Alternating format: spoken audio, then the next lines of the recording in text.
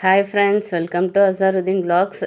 ரொம்ப நாள் கழித்து வாய்ஸ் கொடுத்துருக்கேன். இடையில கொஞ்சம் உடம்பு சரியில்லை, அதுவும் இல்லாமல் கோல்டு வேறு, அதனால் பேச முடியலன்ட்டு தான் சாங்ஸ் அப்லோட் பண்ணிகிட்டு இருந்தேன். இப்போ இதுக்கு அப்லோட் பண்ண முடியாது, ஸோ வாய்ஸ் தான் கொடுத்தாகணுன்ட்டு போட்டிருக்கேன்.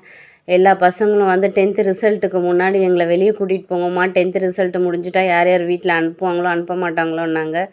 அதனால் அதுக்கு முன்னாடியே போயிட்டு வந்துடலான்னு எல்லாம் குயிஸ்லேண்டு இது பண்ணோம், சூஸ் பண்ணோம். செம்மையாக இருந்துச்சு.